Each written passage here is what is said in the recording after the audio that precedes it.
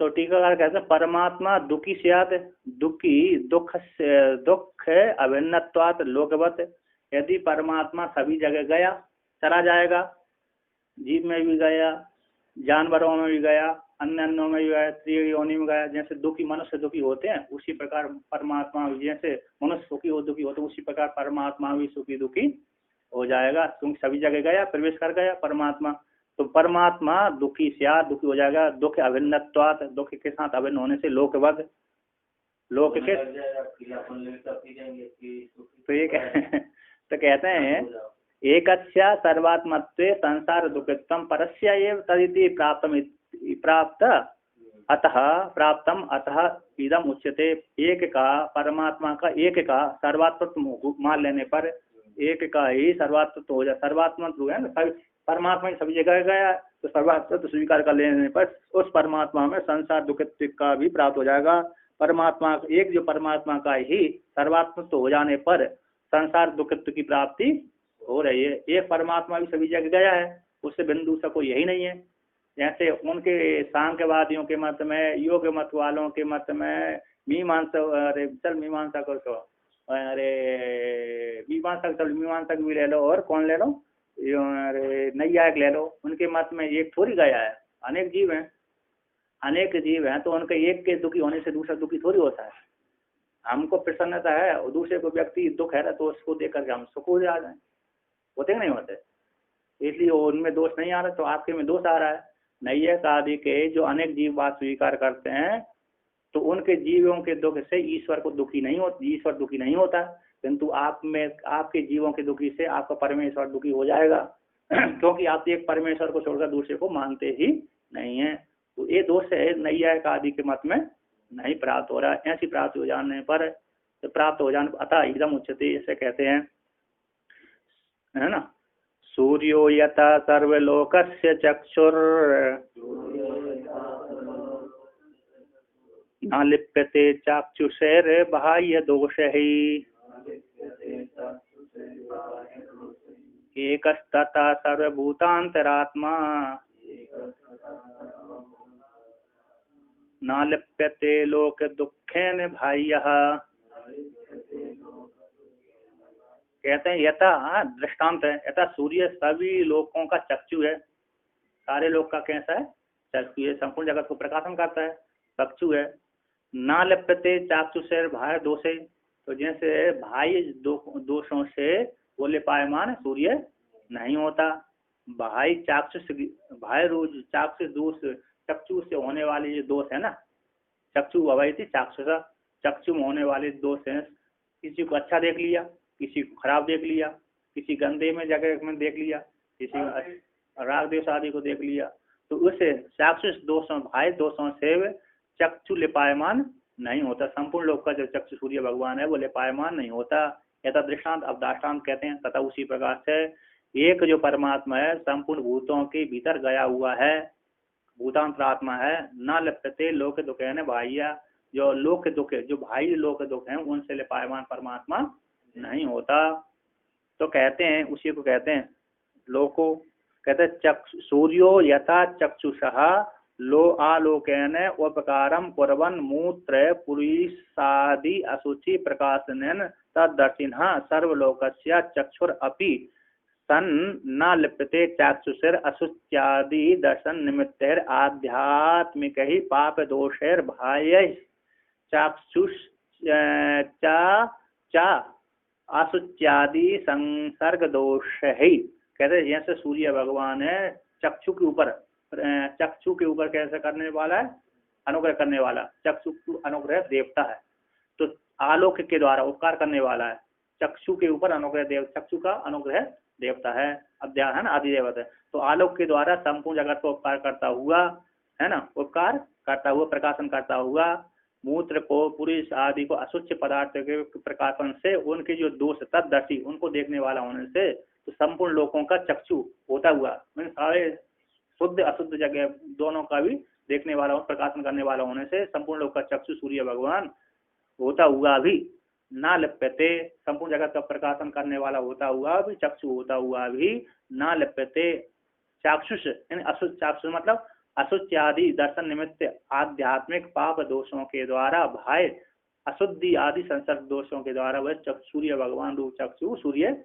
लेपायमान नहीं होता। यानी आध्यात्मिक जो जीवों के चाक्षुष दोषों से, आध्यात्मिक जीवों के चक्षु से जो दोष बनते हैं उनके उन चक्षु के ऊपर अनुग्रह करने वाला सूर्य देवता हो गया।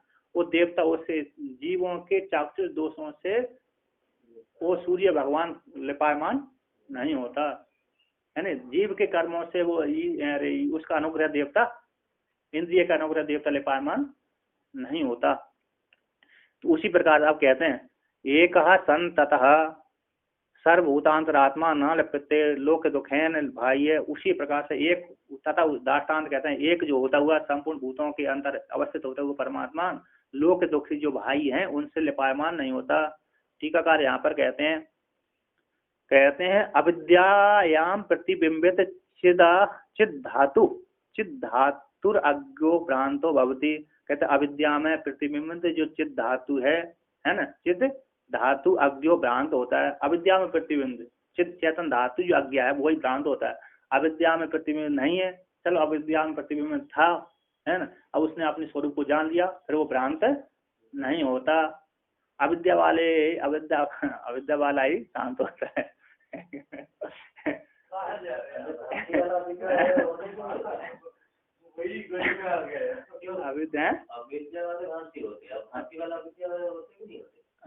अविद्या वाला ही अविद्या है जिसमें अज्ञान बैठा हुआ है ना, देखने के शांतन तो अंतःकरण ही होता है। अविद्या जिसमें नहीं लगी, अविद्या जिसमें नहीं लगी तो नहीं भ्रांत होता। जैसे हमने चक्षु के द्वारा देख लिया घट को, हम घट सामने रखा ना, प्रत्यक्ष अविद्या नहीं है उसमें, यथार्थ रूप से देख लेते हैं। अब जहाँ पर भ्रांति चंचल इंद्रिय हो गई वहां पर भ्रांति दिखता है, चंचलता वहाँ। अरे सांख्य तत्व कौमुदी में 68 विकारिका है। इस प्रकार से 8-9 हेतु बतलाए हैं कि वहां पर नहीं देखते। अति नजदीक से पलक नहीं दिखती आपको, नेत्र के नजदीक से, है ना, पीछे नहीं दिख रहा है ना। अति साम्याप्या दूराद अनवस्थानाद विप्रकर्षाद। लेकिन पीछे तो वहां तो हो सकता है। अरे नहीं देखना नहीं है, देख नहीं रहा, आपको पीछे नहीं दिख रहा। आँख के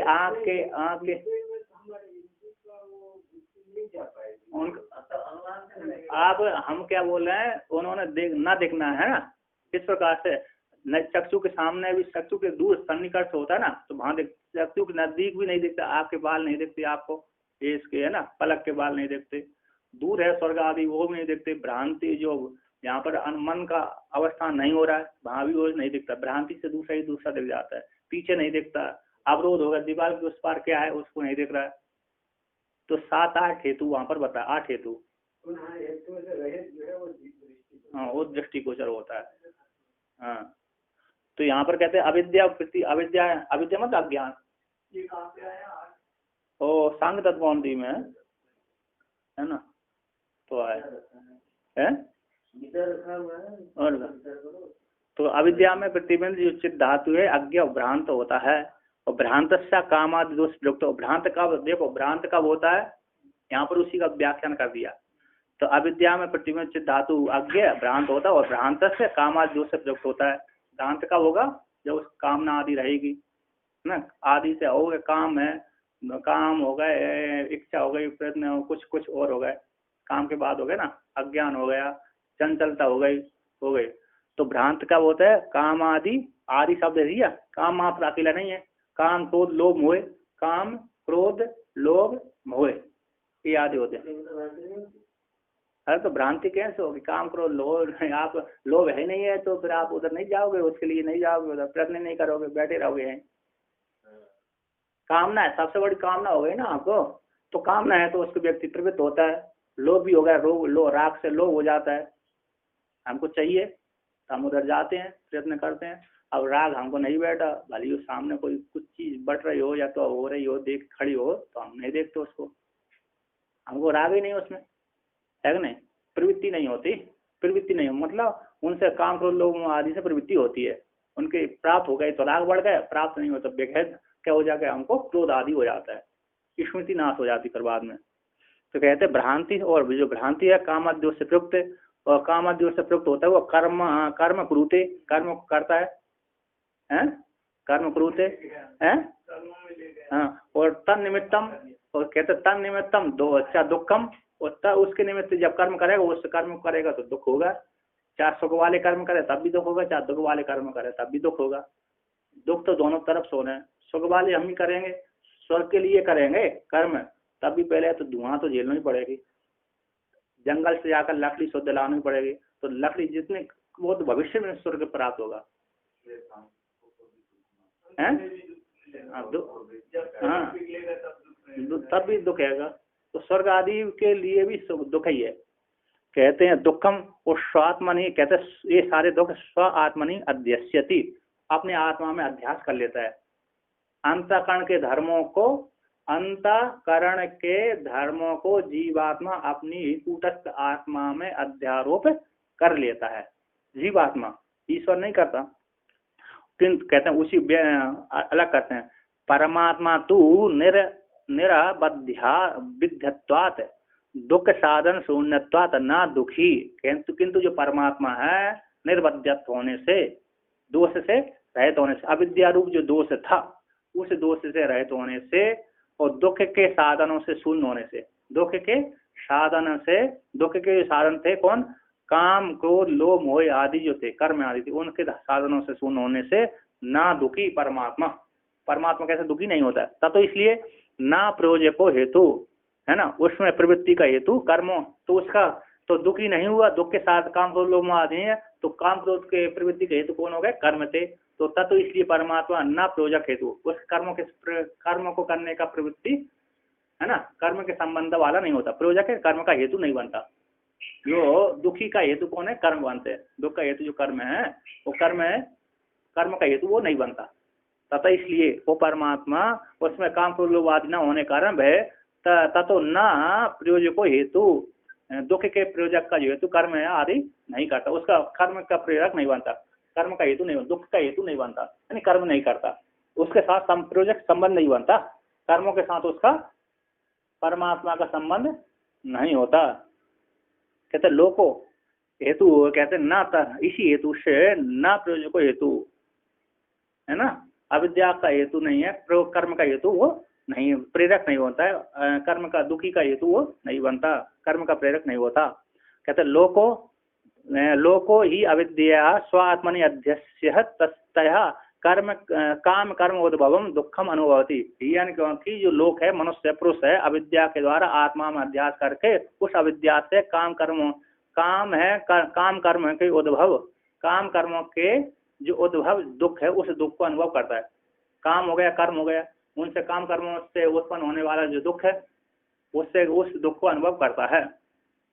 कहते ना तू सा, यहाँ पर कहते हैं ना तू सा परमार्थता स्वात्मनि, कहते जो काम कर्मों के दुख है ना, काम है कर्म है, उसके उद्भव उसके उत्पत्ति के हेतु जो दुख है, काम कर्मों के माध्यम से लोग काम क्रोध लोभ आदि है वह अभी जो कहते ना तू, अतः कहते ना तू सा परमात्मा स्वात्मनि, कहते हैं जो सा शब्द है स्त्रीलिंग का वाचक है, तो स्त्रीलिंग पूर्व का परमार्थन किसको कर रहा है यहाँ पर, अविद्या, तो अविद्या परमात्मा स्वात्मा में है, अविद्या नहीं है, पारमार्थिक नहीं है, व्यवहार स्वीकार कर लेंगे, यदि नहीं स्वीकार करेंगे तो हम जीवत्व के और अनिर्वचनीय है वो, तो आप अविद्या कार्य को, अविद्या कैसे देख रही है, आपको अज्ञान हो रही है, आप अनुमान करके जानते हैं, उसके जो कार्य है मात्र स्वरूप अविद्या नहीं दिखती, माया नहीं दिखती, क्योंकि सांख्य की प्रकृति भी अरे अदृश्य है,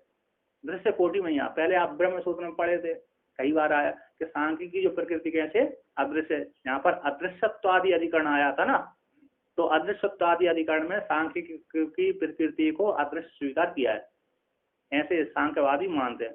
तो जैसे उनकी सांख्य प्रकृति अदृश्य है, उसी प्रकार माया भी अदृश्य है, त्रिगुणात्मक जो प्रकृति है वो अदृश्य है, क्योंकि तो उनका कार्य दिख रहा है, उसका कार्य कौन है, एक पंचभूत है, उसके माध्यम से हम जान लेते, और हमें अज्ञान है तो हम सुखी दुखी हो रहे हैं, तो हमारे में अविद्या बैठी हुई है, हमने आरोप कर लिया, इसलिए हम अविद्या वाले हैं। यदि सुखी दुखी नहीं होता हम में अविद्या भी नहीं है। तो इसकी मतलब अभी तो शास्त्र में देखा जाए अविद्या का कार्य है सुख दुख, कार्यान्वय हो। वो तो पहले पता नहीं चलेगा, जब शास्त्र बोलेगा कि ये कार्य है ये अकार्य है तभी तो हम पता चलेगा। सुखी दुखी हो रहे हैं अविद्या के कार्य हैं, सुखी दुखी हो रहे हैं। हाँ, शास्त्र ने बता दिया कि सुख दुख के हेतु अविद्या है। वो अंतःकरण नहीं,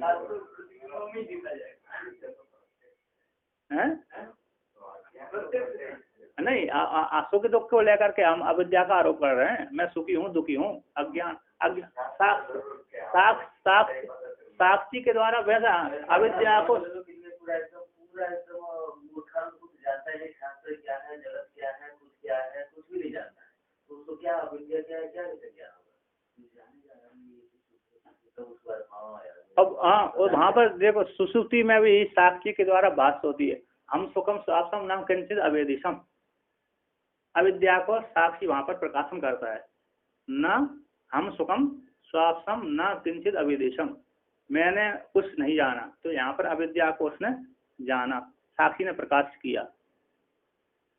उस यहाँ पर है वो माया प्रकृति है, वो तो अन्वय होती है। ऐसे इसका ये रूप है, अज्ञान मतलब कुछ नहीं जाना, अज्ञान अविद्या है।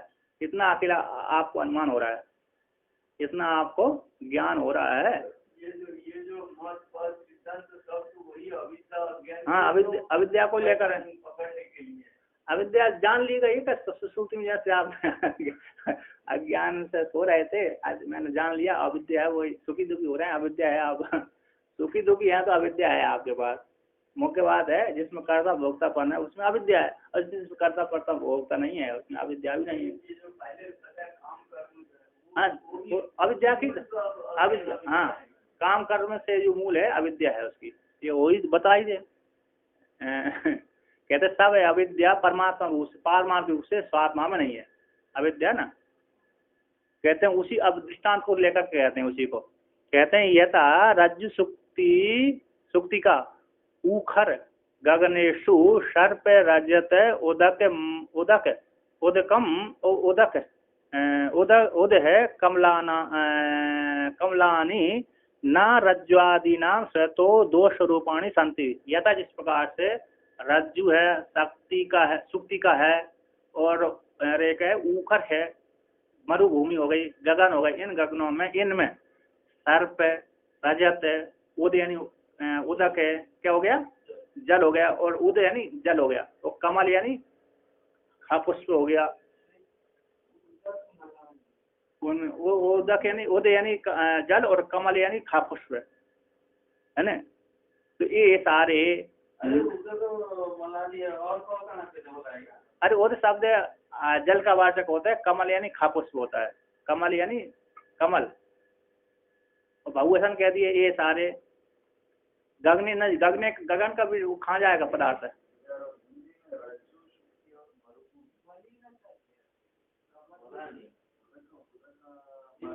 चलिए चलो उधर, हाँ उधर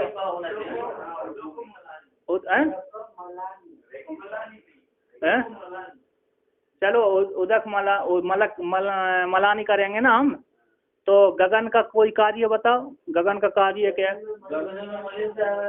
हाँ ठीक, गगन में मलिंदा आ गई, गगन मलानी हो गई। खापुष्प कह दी, खापुष्प हो गया, मलानी हो गई, ठीक है। नहीं, उद भी शब्द आता है, उद भी आता, उद से भी जल होता है।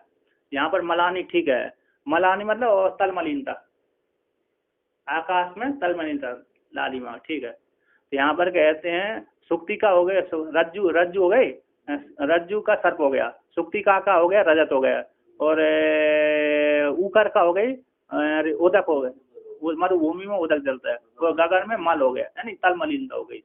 ये सारे धर्म ना, ये धर्म है न रज्ज्वादि नाम स्वतः दोष रूपाणी संति। ये स्वतः पारमार्थ रूप से जो रज्जु आदि में दोष रूपाणी ये पारमार्थ रूप से विद्यमान नहीं रहते, कहते हैं। तो उसे कहते हैं टीकाकार कहाँ से कहते हैं, तो यहाँ पर कहते हैं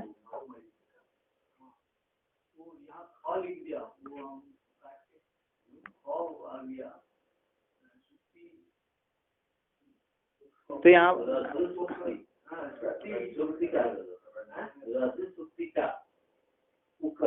ऊकर, हाँ ठीक है, नहीं होगा वो काट के उसको ऊषर कर दिया, ऊषर भूमि, वो खा नहीं है ऊषर भूमि।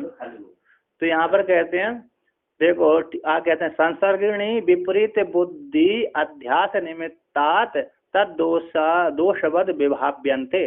कहते हैं संसर्गी में, संसर्गी जो जीवात्मा में विपरीत बुद्धि के अध्यास निमित्त से, विपरीत बुद्धि के अतस्मिन तद बुद्धि है ना, जो जैसी नहीं उसमें उस प्रकार बुद्धि का, तो विपरीत बुद्धि के अध्यास निमित्त से तद दोष के समान, उसमें दोष के समान विभाव्यन्ते रज्जु आदि में, है ना, रज्जु आदि में वे ऐसे दोष के समान है। जैसे दोषवत इसमें किसमें, जैसे नेत्र दोष से दो चंद्रमा दिख जाते हैं, उसी प्रकार दोष के समान इसमें अविद्या रूप दोष के कारण इसमें रज्जु आदि में क्या दिख जाते हैं, सर्प आदि दिख जाते हैं, भाषित होते हैं।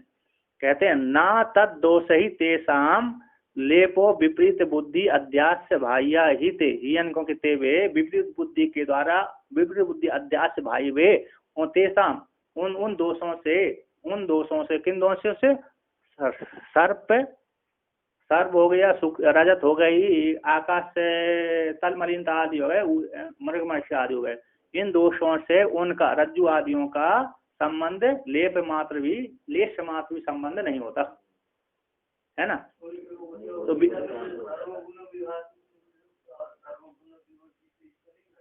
कौन सा, कैसा,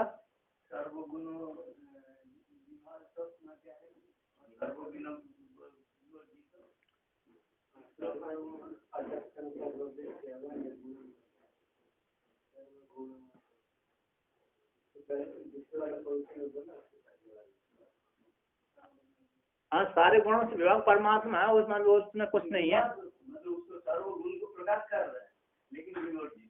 हाँ तो विभक्तेषु, अरे अविभक्तम विभक्तेषु, अविभक्तम विभक्तेषु, विभक्त ना होता वो विभक्त जैसा प्रतीत हो रहा है, अविद्या को लेकर के, अविद्या को लेकर के ही है, तेवी अविद्या को लेकर, अविद्या को है और अविद्या को लेकर हो रहा है। और कहते तेसा, हाँ तेसा उनका रज्जु आदियों का तद दोषों से, सर्प आदि दोषों से विपरीत बुद्धि के द्वारा भाई हुए, उन दोषों के द्वारा वे लिपायमान नहीं होते। क्यों? क्योंकि विपरीत बुद्धि के द्वारा अध्यास होने से वो भाई है थे। कौन से? रज्जु आदि से वो भाई होते हैं। उसी कहते हैं तथा उसी प्रकार आत्मनि सर्वो लोका क्रियाकारक फलात्मक विज्ञानम सर्पादि स्थानीयम विपरीतम अध्यक्ष तन्निमित्त जन्मरण आदि दुखम अनुभवती न स्वात्मा सर्वलोकात्मा अपि सर्न विपरीत अध्यारोप निमित्तेन लिप्यते लोक दुखेन। कहते हैं उसी प्रकार से आत्मा में संपूर्ण सर्वलोक, संपूर्ण प्राणी क्रियाकारक फलात्मक विज्ञान को, सर्पादि स्थानीय विज्ञान को, विपरीत विज्ञान को अध्यास करके तन निमित्त, उसी को निमित्त बना करके, अज्ञान रूप निमित्त को बना करके जन्म मरण आदि दुख को अनुभव करते हैं सारे प्राणी, जीवात्मा।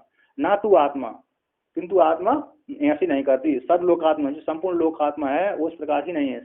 सभी संपूर्ण लोक की आत्मा होते हुए विपरीत अध्यारोप निमित्त के द्वारा लिपायमान, संपूर्ण लोकों निमित्त के द्वारा लिपायमान नहीं होती और लोक दुख से वो संबंधित नहीं होती।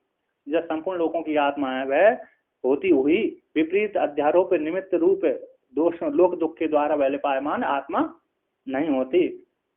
तो टीकाकार इसको कहते हैं, कहते स्वरूप से भ्रम का विषय न होने पर, स्वरूप से तो भ्रम का विषय होते हुआ, भ्रम का विषय नहीं है, स्वरूप से पारमात्म से है ना, स्वरूप से तो भ्रम का विषयत्व विपरीत बुद्धि अध्यास है, और विपरीत बुद्धि के द्वारा अध्यास बाह्य, अध्यास जो बाह्यत्व है, कौन?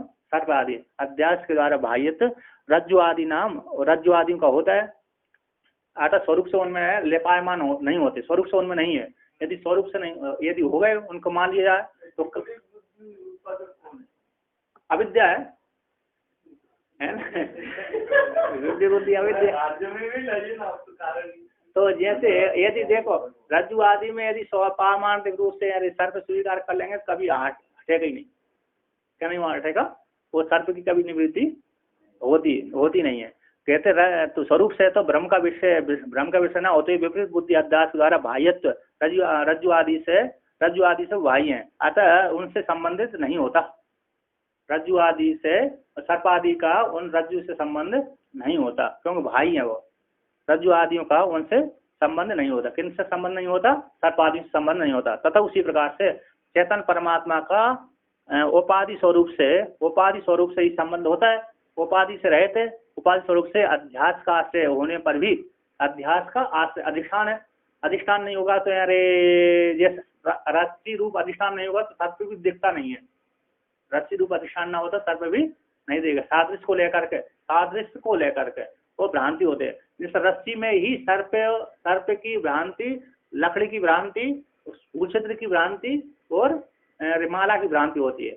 अन्य घटपट आदि की भ्रांति नहीं होती क्योंकि घटपट आदि की भ्रांति इसलिए नहीं होती, उसमें सादृश्य नहीं है ना। तो सादृश्य को लेकर होता है। उसी प्रकार की जैसे ठूंठ में मात्र चोर की ठूंठ की बुद्धि होगी, सर्प आदि की नहीं होगी।